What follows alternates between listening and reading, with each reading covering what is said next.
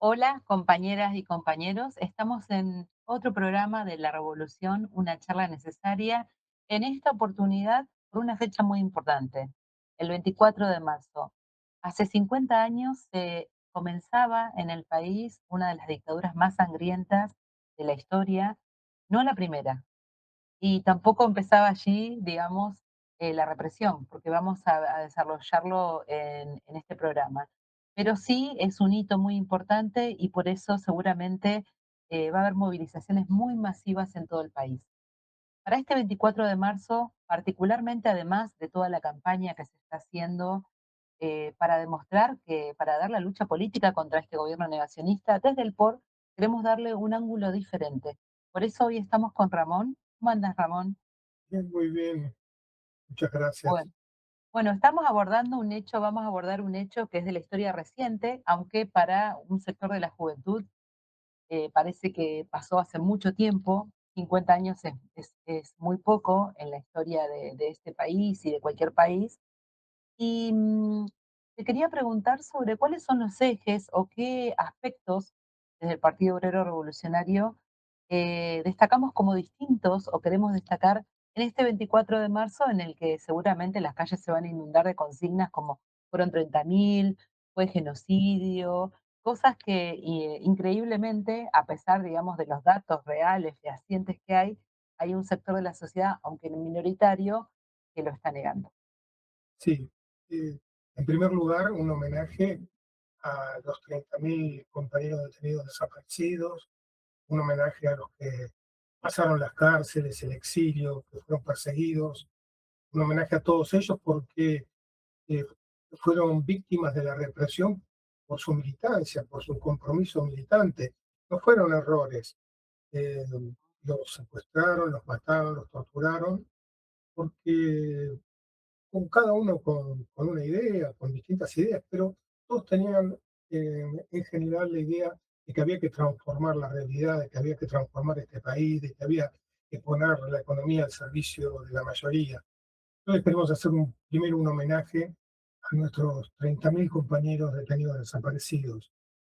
Nosotros en general planteamos unas 10, 12 cuestiones que nos diferencian del resto de las corrientes y que nos parece importante porque es necesario hacer memoria y hacer consciente todo este proceso, porque esto es lo que ayuda a educar y a formar, como vos decís, a los nuevos, a los jóvenes que se incorporan a la lucha y también para los viejos, para que no se pierdan las tradiciones, para que no se pierdan las experiencias, para aprender de los errores y los aciertos de nuestra historia, ¿no?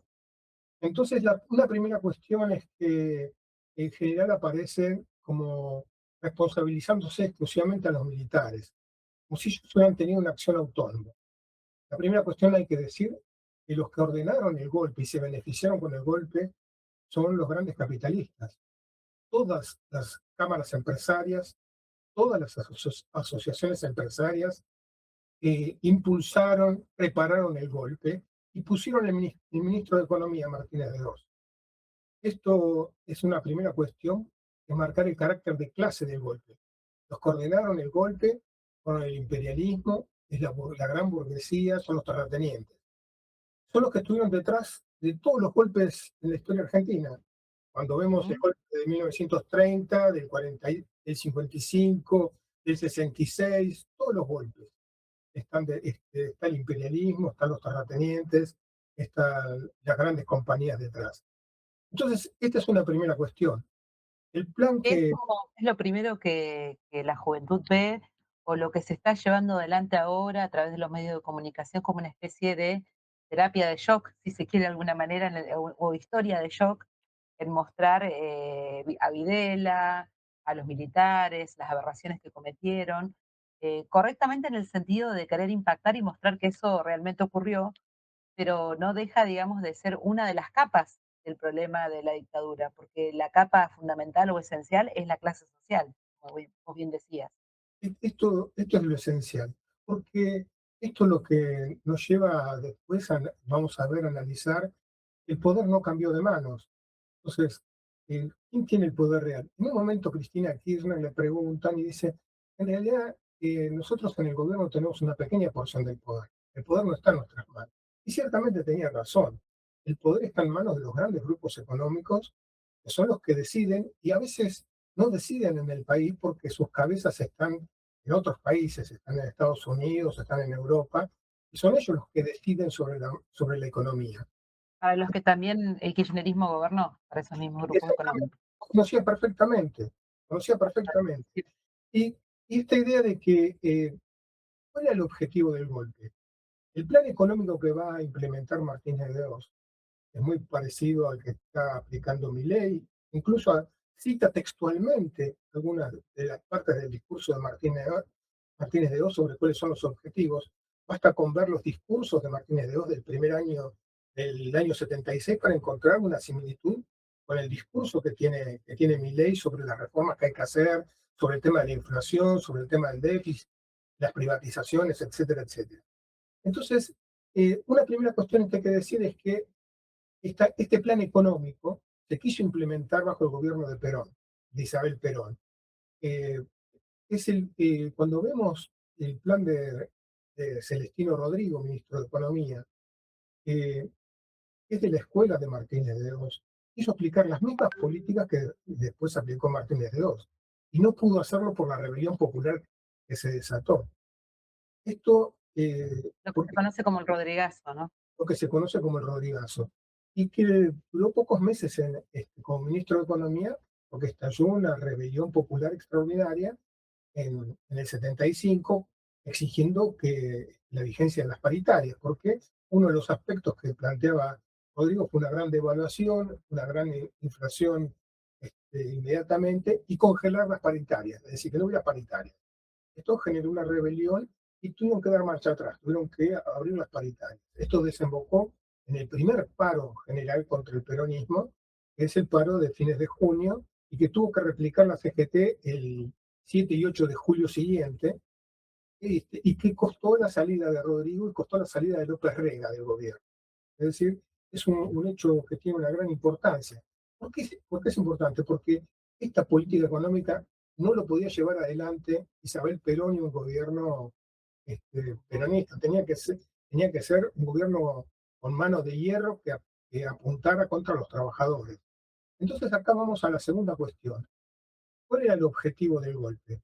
Para imponer el plan de Martínez de Oz era necesario romper la cabeza, romper las organizaciones sindicales, las organizaciones políticas de los trabajadores, perseguir a sus dirigentes, a sus delegados, a sus activistas, a sus elementos más radicalizados, a sus elementos militantes. Entonces hay un claro objetivo de la dictadura: aplastar a la vanguardia. Esto es absolutamente claro, y legalizan a todas las organizaciones, prohíben las medidas de lucha y secuestran y atacan a los cuerpos delegados, al activismo, a las comisiones internas. Es lo que Balbín decía, y otros dirigentes políticos patronales decían, lo que identificaban como la guerrilla fabril. Este Ujú. era el problema. Hay que prestar atención a la guerrilla fabril, le decían a los militares. El problema de Tucumán, del Monte, de la guerrilla, eso es un problema que ya está resuelto, ya está interviniendo el ejército. El problema acá es lo que ellos denominaban la guerrilla fabril. Diciendo claramente, hay que apuntar a la vanguardia obrera, hay que apuntar también a la vanguardia estudiantil, a esa juventud que se organiza, que se moviliza. Entonces, eh, acá esto nos permite entrar en otra cuestión que también es importante, porque se trata de presentar como un fenómeno nacional, como que tiene que ver con este enfrentamiento, esta grieta nacional. El golpe en la Argentina fue parte del Plan Cóndor, una iniciativa de Estados Unidos donde interviene abiertamente la CIA para promover el golpe en Bolivia en el 71, el golpe de Banzer, para terminar con el proceso de la Asamblea Popular que se había abierto en mayo del 71, para terminar con el gobierno de la Unidad Popular en Chile, de Allende, es decir, 73. en el 73, también dar el golpe contra el gobierno en Uruguay. Entonces, en Paraguay no hacía falta porque la dictadura de Stroessner ya venía de lejos. En Brasil la dictadura había arrancado en el 64, pero este es un plan coordinado por encima de todas las diferencias y enfrentamientos entre los gobiernos de los países, está centralizado por el imperialismo, esto de liquidar a la vanguardia en todos los países, cortar los procesos revolucionarios que había para impedir que hubiera una nueva Cuba en América Latina. Es decir, estos procesos similares también se dieron en Centroamérica, procesos sangrientos. Entonces, tenemos que decir acá una intervención directa del imperialismo, una responsabilidad directa en este genocidio. Que Eh, quizás, perdón, hago un paréntesis, pero quizás ahora, esto aparece más abiertamente. En ese momento, aparecían, digamos, en la cara visible, en la vidriera, las cúpulas militares, distintos sectores. Lo que ahora estamos viendo en un tipo de intervención norteamericana abiertamente, con lo que pasó en Venezuela, con lo que está pasando en claro, Cuba, claro, y claro, es una repetición de este intervencionismo. En aquella oportunidad era Estados Unidos había resuelto que había que utilizar a los ejércitos de los países. En lugar de intervenir directamente, había que ganarse a la oficialidad, a los altos mandos de los países, para que sean ellos los que lleven adelante la represión y aplasten a la vanguardia y tomen el poder y lleven adelante estas políticas. Entonces, esto es una cuestión que no se puede despegar de la intervención internacional. Han colaborado también gobiernos de Europa, es decir, Francia tuvo su aporte importante en el adoctrinamiento militar, en la lucha, como ellos dicen, antiterrorista, ¿no? con Contra, la escuela de Argelia. exacto, esta idea de todos los movimientos populares que se levantan contra eh, los gobiernos, había que aplastarlos. Y ellos estaban muy entrenados con esta política.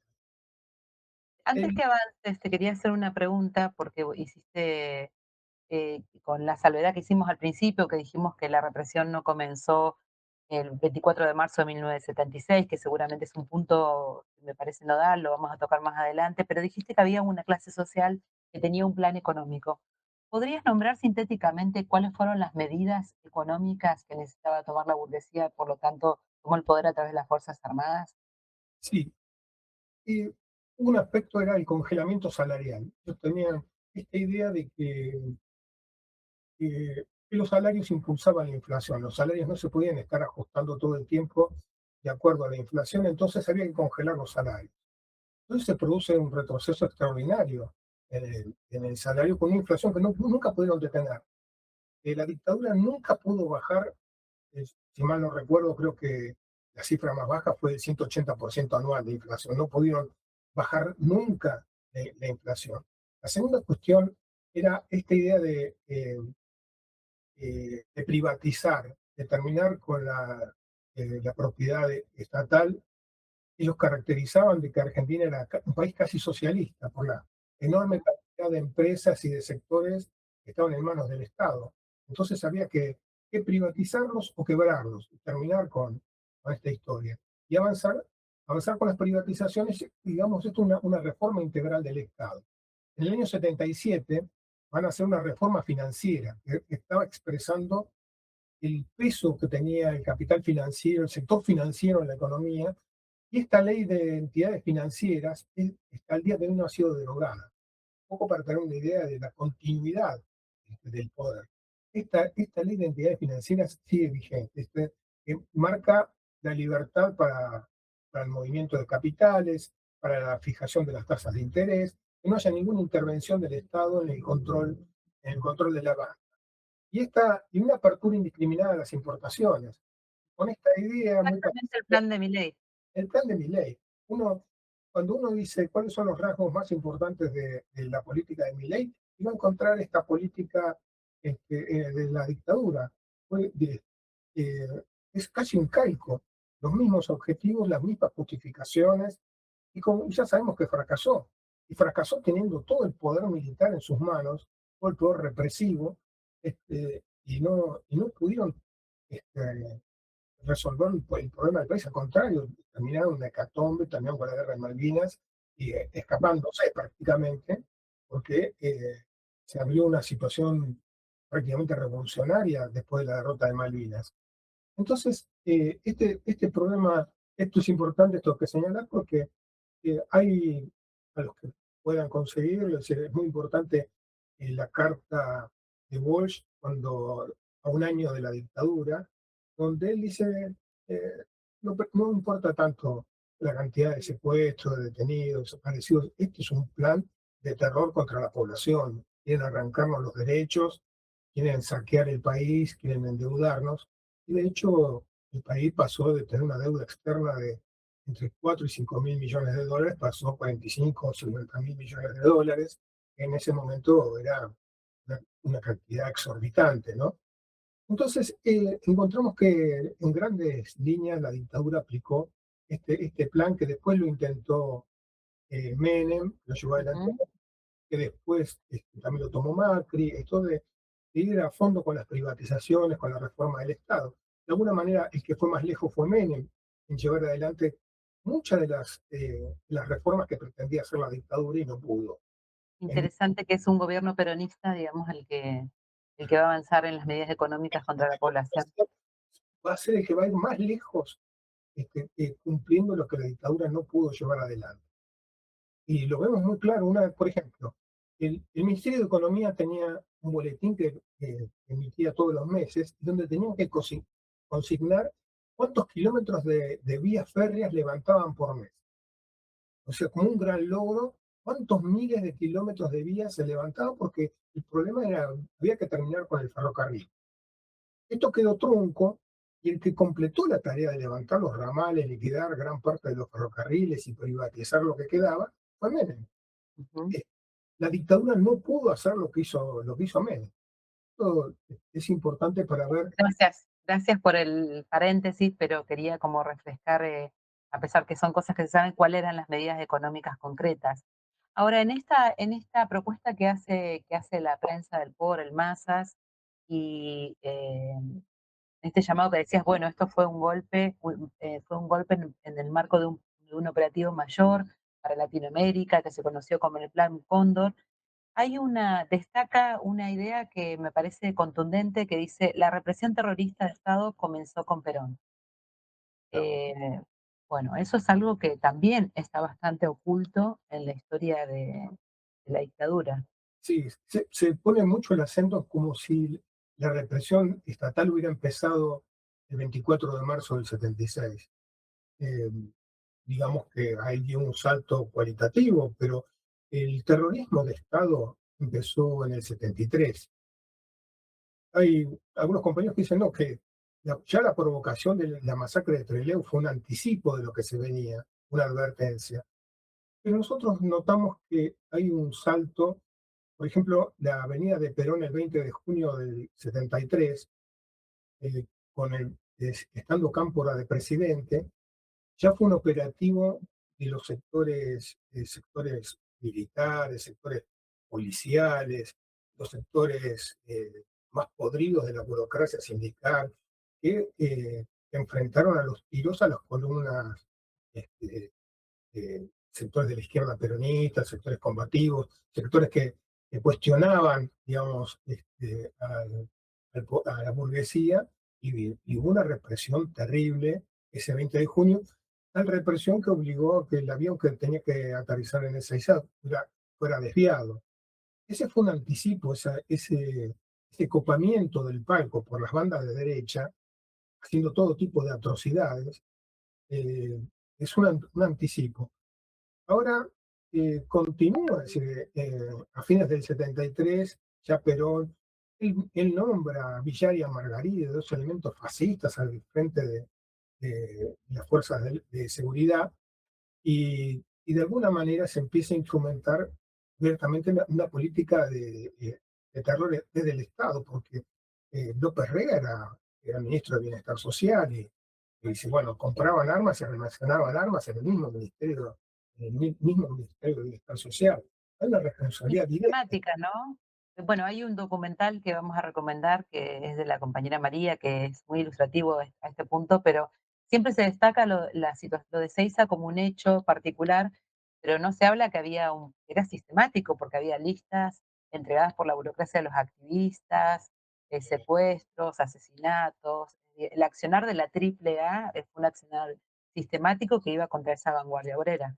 Claro, claro. Y rápidamente, si la orden de terror impulsó la de septiembre, principios de octubre, fue esta idea de terminar con lo que no se disciplinara al movimiento, los trató como infiltrados, y empieza una política de intervenir aquellas provincias que estaban en manos de gobernadores nacionalistas, digamos, súper combativos, con varias provincias, de la provincia de Buenos Aires, Salta, Santa Cruz, Mendoza, son intervenidos y Córdoba intervienen muy fuertemente y hay una intervención directamente con las bandas parapoliciales. Esto está instrumentado desde el Estado, por eso el terrorismo de Estado comienza bajo el gobierno peronista. Esto es importante porque gran parte de los desaparecidos y muertos aparecen, tienen que arrancan ya en el 73, 74. No nos olvidemos del asesinato de la Peña, la represión al pillazo. Uno puede decir, el ensayo general de lo que fue el golpe militar fue la represión en Villa Constitución, porque los obreros habían tenido la osadía de recuperar, de pelear y recuperar el sindicato metalúrgico para los trabajadores con la lista marrón. Entonces se desata una lucha que dura semanas y semanas y que genera una pueblada, un levantamiento popular alrededor de la defensa de la fábrica y de los obreros de la fábrica.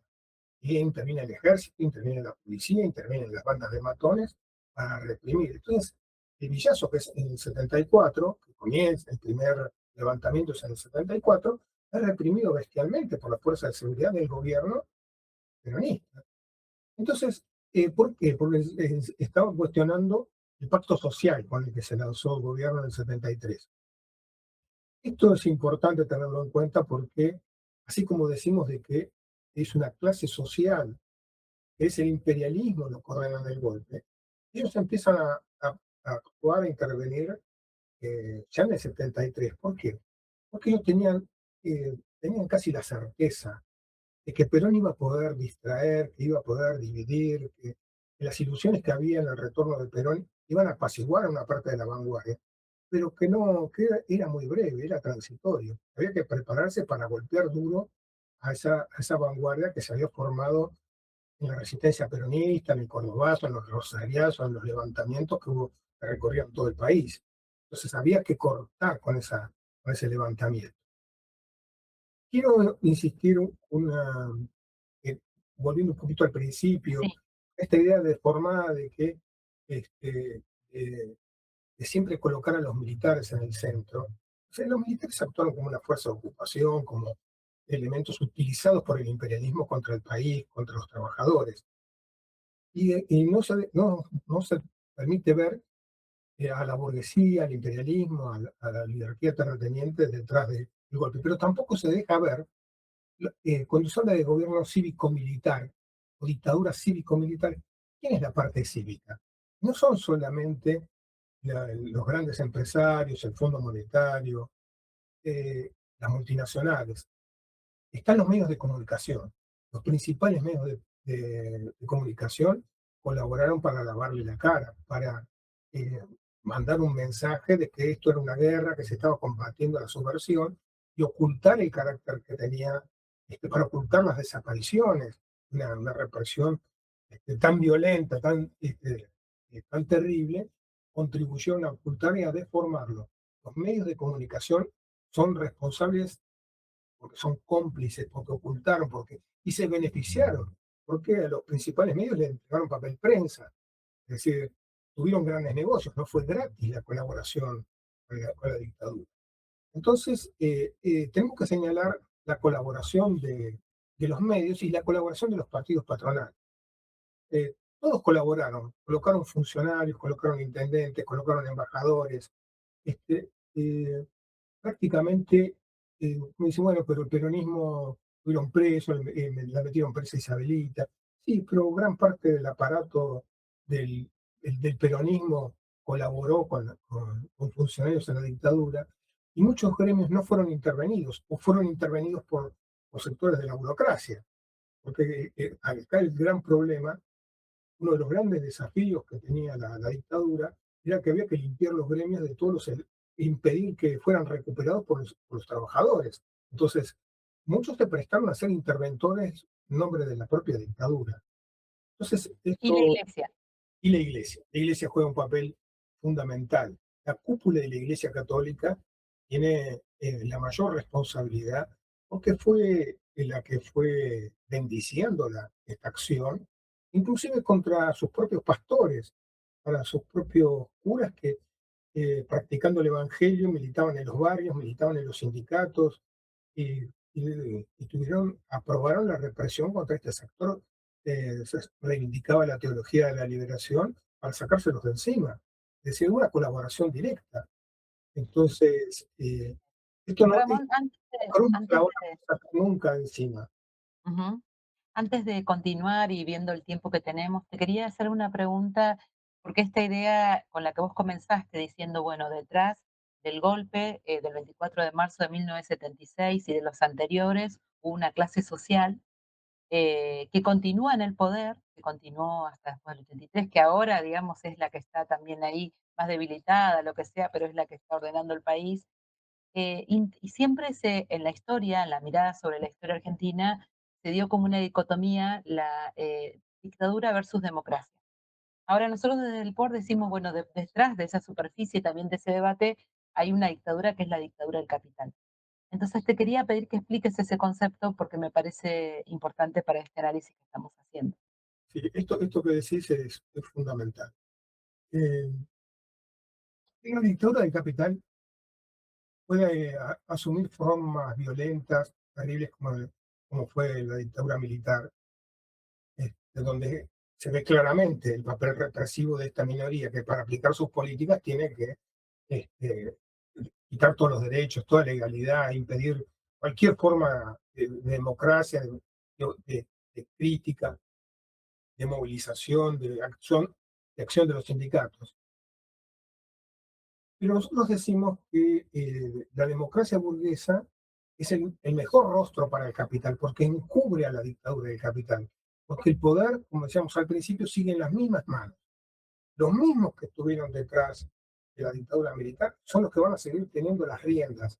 Ese sector súper concentrado de 70, 80 compañías multinacionales y algunas nacionales que son del gran capital, más los terratenientes, ellos van a seguir teniendo el poder, son eh, los que resuelven, a ellos no los vota nadie, pero son los que toman las principales decisiones económicas.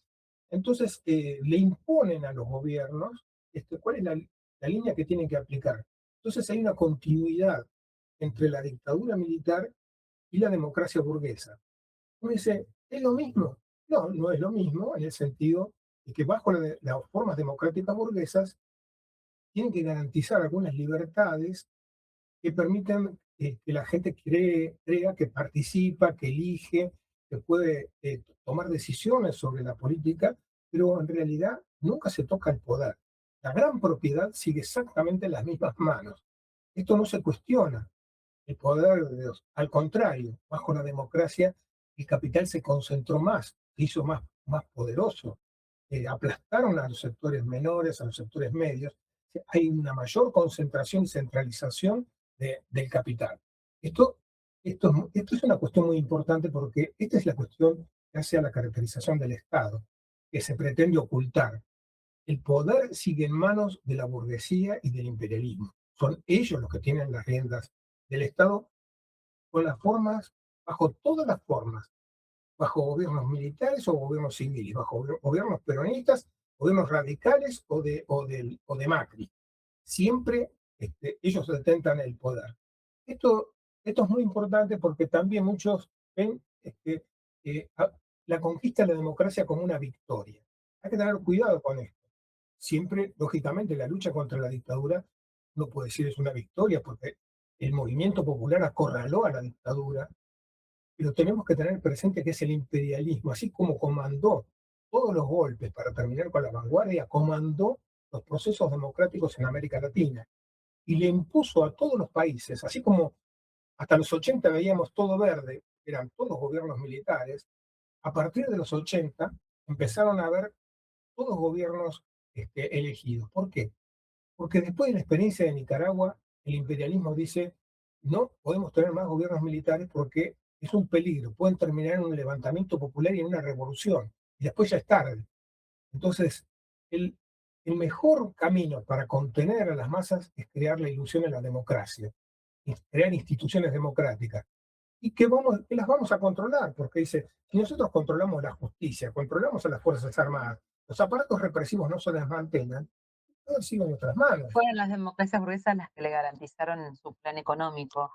Ahora, 2 o 3 cosas antes de terminar. Una te quería preguntar, porque creo que esto se relaciona con la consigna de Nunca Más, es una consigna muy fuerte.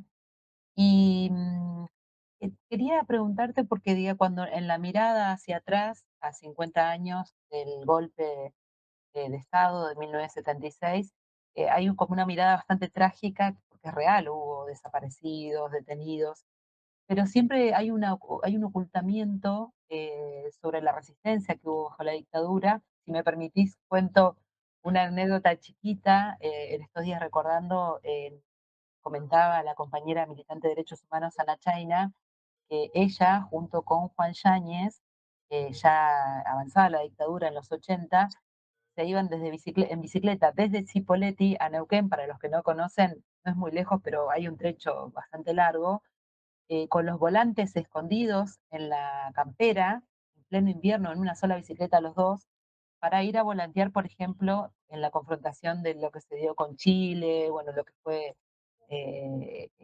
digamos, distintos momentos políticos y por supuesto los propios, o sea, la lucha contra la dictadura, bajo la propia dictadura, hubo gente que sostuvo la militancia y recordamos estos días esa imagen tan fuerte de ellos cruzando de Cipolletti hasta Neuquén. ¿A dónde? A la fábrica de Sanón, que después en el 2001 vamos a tener noticias de esa fábrica, porque va a ser la fábrica que va a tener una gran lucha, se va a ocupar, pero bajo la dictadura ellos sostuvieron el volanteo en la fábrica porque era una de las fábricas más importantes de la región y entendían que la lucha contra la dictadura no se podía dar por fuera, de la clase obrera.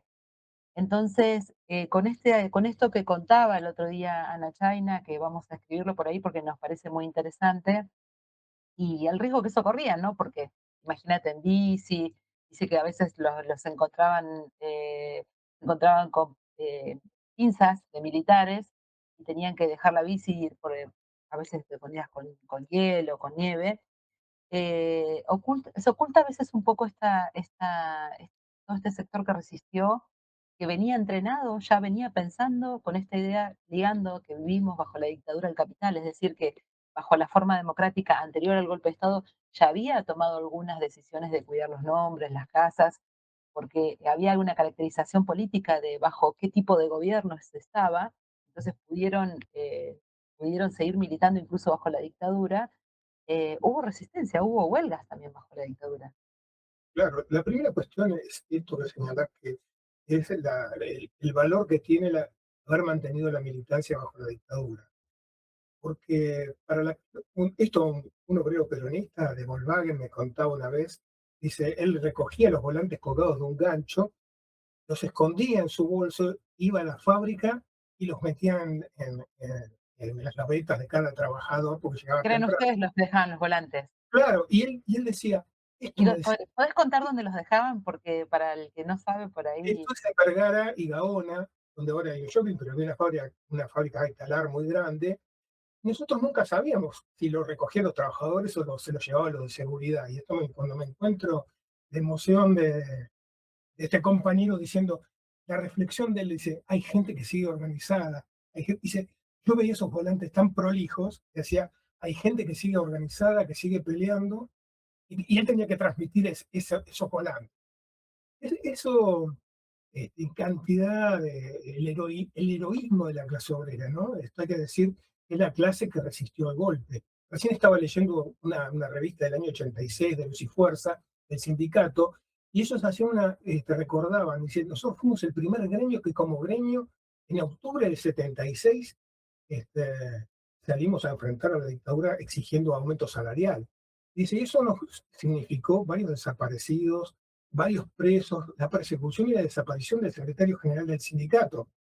Es decir, y casi inmediatamente hubo luchas obreras, y que ya en el 80, en el 79, hubo huelgas masivas, y cuando uno dice eh, la guerra de Malvinas, 2 días antes de que se ocuparan las Malvinas, hubo una movilización general sobre la Plaza de Mayo, que fue muy El repentina, 30, ¿no? el 30 de marzo, que tenía que ver con el día de San Cayetano anterior, una movilización extraordinaria de la CGT por PAN, Paz y Trabajo, una movilización extraordinaria. Los milicos no sabían, no podemos reprimir más de lo que reprimimos, y sin embargo siguen resistiendo. La clase obrera fue la clase que resistió a la dictadura. Esto nosotros lo tenemos que tener presente porque en las peores condiciones en nuestra historia la clase obrera le hizo frente, buscó las formas de sabotear, de parar, de organizarse por fuera de los sindicatos, en los barrios. Es decir, uno encuentra, por esto es tan importante ser consciente de toda esta lucha, de aprender de estos métodos, porque esta es nuestra historia. Eso no se No puede. vamos a Claro, no vamos a alcanzar hoy, por supuesto, porque merecen un capítulo aparte toda la intervención de madres, su valentía, su heroísmo, la Exacto. persistencia. Fue la lucha esa inclaudicable la que, como dice la prensa, logró sentar en el banquillo de los acusados a personas que creían que estaban totalmente impunes. Reivindicamos toda esa lucha con los límites que tenían nunca más, pero reivindicamos la lucha de madres, que todavía, digamos, siguen, porque ahí siguen buscando sus nietos, siguen buscando qué pasó con sus hijos. Ahora, porque bueno, es tan amplio el punto de respecto de la reflexión de la dictadura, nosotros en este programa queríamos hacer eje a esa continuidad de esa clase social y esa continuidad de la dictadura del capital que hoy todavía nos aplasta y por lo tanto sabemos hoy que cada día que queremos hablar de, cuando queremos hablar de Palestina o cuando queremos, o cuando se toca la propiedad privada, hay temas prohibidos, ¿no? O sea, el límite siempre es la santa propiedad privada porque es la intocable bajo esta dictadura del capital. Quería preguntarte cuáles son, sintéticamente para terminar ya, cuáles son las banderas bajo las que marcha el POR este 24 y que estamos convocando a que todo el mundo se movilice. Sí, una, esta cuestión que vos mencionabas del nunca más, nosotros siempre dijimos de que esto era un engaño, era una utopía, porque solamente va a haber justicia, y esto es una bandera central para nosotros, cuando derribemos la dictadura del capital. La única forma que terminemos con las bases materiales del golpismo y de las represiones sangrientas que han recorrido toda nuestra historia es cuando expropiemos a los terratenientes, expropiemos a las multinacionales, echemos al Fondo Monetario, cuando el país pueda ser soberano y los trabajadores estemos en el poder. Esa es la única vez que podremos decir, ahora sí, nunca más. Cuando nosotros derrotemos a la burguesía, le expropiemos su poder, nosotros podemos decir, efectivamente, nunca más. Bajo la democracia, esto era una utopía y quedó claro con mi ley. Como vos decías al principio, es una reivindicación plena de la dictadura. Entonces nosotros decimos que hay que castigar a la clase social, son los responsables del golpe y de todas las represiones contra nuestro pueblo. Hay que castigar a la burguesía, hay que castigar al imperialismo y hay que sacarnos de encima tan pronto como podamos a mi ley para que no haga más daño a nuestro país y a nuestra Entiendo. sociedad. Sí, Este, que este es el un sistema problema. que, Y bien, nosotros no queremos confundir libertades democráticas con democracia. La democracia es el régimen de la burguesía. Las libertades democráticas es lo que necesitamos nosotros para luchar, para que se expresen nuestras ideas, para poder organizarnos. Nosotros defendemos incondicionalmente todas las libertades democráticas, pero no defendemos la democracia porque es el régimen del capital que, como hemos visto, nos ha llevado a mi ley. Entonces, esto me parece que un poco lo que vos decís sobre el papel que tuvo el Nunca Más, es que esto era una ilusión.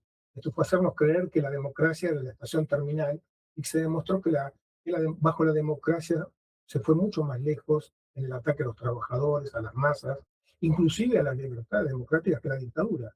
Hoy es tan difícil militar en una fábrica como en la dictadura.